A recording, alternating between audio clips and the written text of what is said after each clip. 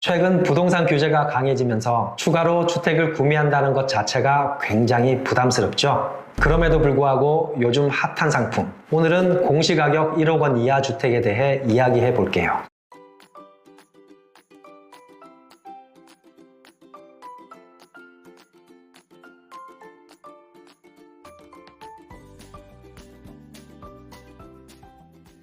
먼저 공시가격이 무엇일까요? 공시가격은 정부가 매년 토지와 건물에 대한 가격을 조사해 공개적으로 게시하는 가격입니다. 이 가격은 세금 부과 기준이 되기 때문에 기준시가라고도 불립니다. 그래서 일상생활에 미치는 영향이 아주 커요. 그럼 투자자들이 어디에서 활발한 거래를 하고 있을까요? 서울에서는 정비구역으로 지정되기 전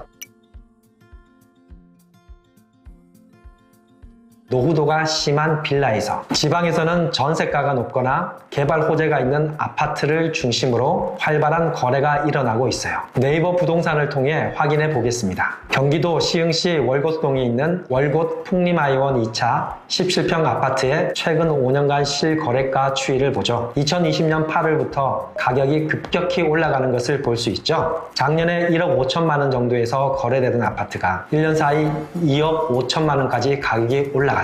해당 아파트의 올해 공시가격은 9,850만 원입니다. 이번에는 경기도 고양시 일산 서구 탄현동에 있는 탄현 7단지 부영아파트 21평 아파트의 최근 5년간 실거래가를 볼까요? 여기도 2020년 8월부터 값이 오르기 시작했네요. 작년에 1억 3천만 원 정도에서 거래되던 아파트가 지금은 2억에서 거래되고 있습니다. 올해 공시가격은 9,920만 원입니다. 이 두 아파트의 공통점은 공시가격이 1억 원 이하라는 점이에요. 보통 아파트의 공시가격은 실거래가의 60%에서 70% 수준입니다. 그래서 실거래가가 1억 5천만 원인데도 공시가격은 1억 원 이하가 될 수 있는 거죠. 그럼 왜 거래량과 가격이 20년 8월부터 폭발했을까요? 당해 7월 10일 발표된 부동산 대책 때문인데요. 다주택자에 대한 세율 인상을 주 내용으로 하고 있습니다. 기존에는 주택에 대한 취득세로 취득가액과 주택수에 따라 1%에서 4%까지 적용했어요. 그런데 실시 부동산 대책으로 다주택자와 법인은 최대 12%까지 오른 취득세를 내게 되었어요. 거의 폭탄 수준이죠.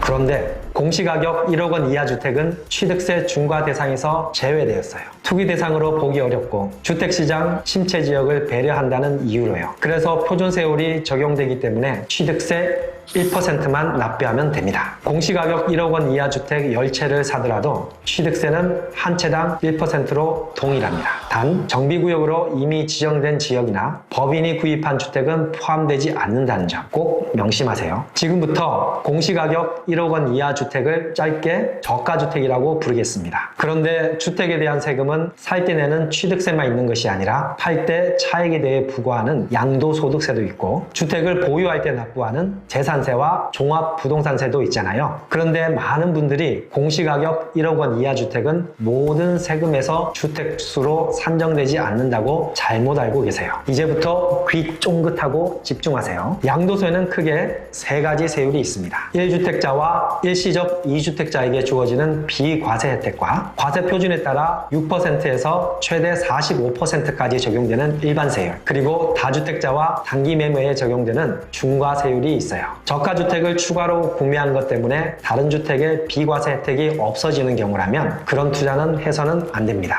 한마디로 소탐대실입니다. 오늘 설명드릴 부분은 저가주택 추가 구매 시 다주택자의 중과세율에 어떻게 영향을 미치느냐입니다. 올해 6월 1일부터는 조정대상 지역 내 다주택자들의 양도세율이 아주 강화되었어요. 조정대상 지역 내에서 주택을 팔 때 2주택자인 경우 기본세율의 20%를 더해서 최대 세율이 65%가 되었고 3주택 이상 소유자인 경우 기본세율의 30%를 추가해서 최대 세율이 75%까지 높아졌어요. 즉 조정대상 지역 다주택자가 얻은 양도 차익의 대부분을 국가에서 가져가는 구조예요. 그러나 예외는 항상 있는 법. 조정 대상 지역에서 공시가격 1억 원 이하 주택을 포함해 2주택을 보유한 경우 원래는 조정 대상 지역 내 2주택자이므로 양도세가 중과되어야 하지만 저가주택을 먼저 팔면 중과에서 면제받습니다. 단 저가주택이 정비구역 내에 있으면 중과 면제가 되지 않아요. 그런데 저가주택이 아닌 다른 주택을 먼저 팔면 조정지역 내 2주택자로 분류되어 세금 폭탄을 맞을 수 있어요.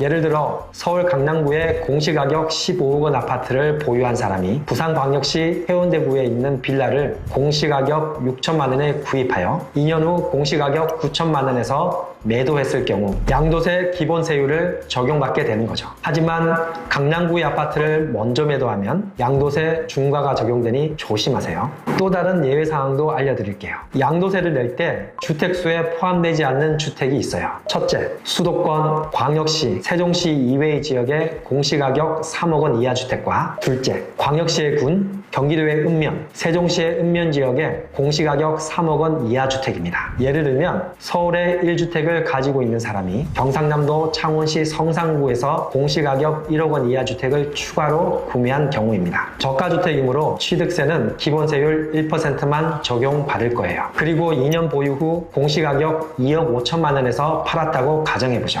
원칙적으로 창원시 성산구는 조정 대상 지역이고 주택이 공시가격 1억 원을 초과했기 때문에 1세대 2주택에 해당해서 양도세 기본세율의 20%를 더한 세율을 적용받아야 해요. 그런데 창원은 수도권, 광역시, 세종시도 아닐 뿐만 아니라 양도한 아파트의 공시가격이 3억 원 이하이기 때문에 양도세가 중과되지 않습니다. 이번에는 저가주택의 종부세를 살펴보겠습니다. 종부세는 개인이 보유한 주택수와 조정 대상 지역 여부에 따라 세율이 정해집니다. 종부세에는 저가주택도 주택수에 포함이 됩니다. 그래서 종부세 대상자들은 취득세와 양도세 절감액과 종부세 증가액을 잘 따져 결정을 해야 합니다. 저가주택 투자 시 고려해야 할 세금을 다시 정리해 보겠습니다. 첫째, 취득세의 경우 지역에 관계없이 중과가 배제됩니다. 즉, 취득한 주택 개수에 관계없이 한 채당 1%의 취득세만 내면 돼요. 둘째, 양도세의 경우 조정지역 내 2주택자는 저가주택을 먼저 팔면 중과에서 배제됩니다. 추가로 수도권, 광역시, 세종시 외에 공시가격 3억 원 이하 주택, 광역시의 군, 경기도의 읍면, 세종시의 읍면 지역에 있는 공시가격 3억 원 이하 주택은 주택수에 포함되지 않습니다. 마지막으로 종부세에는 저가주택도 주택수에 포함되기 때문에 종부세 대상자는 취득세와 양도세 절약 금액과 종부세 증가 금액을 잘 따져보세요. 그럼 여기서 단기부자 꿀팁! 저가주택의 가격이 올라서 공시가격 1억 원을 초과할 경우를 대비하셔야 해요. 우선 조정 대상 지역 2주택자에 대한 양도세 중과 배제 혜택이 사라질 수 있다는 점 반드시 염두하셔야 합니다. 그리고 오른 가격에도 구매해줄 수요자가 있는 주택을 투자하셔야 해요. 외진 곳에 저렴하다고 마구 사시면 양도세와 종부세 폭탄 맞을 수 있습니다. 오늘은 공시가격 1억 원 이하 주택 투자의 세금 관련 이슈들을 살펴보았습니다. 취득에서 보유,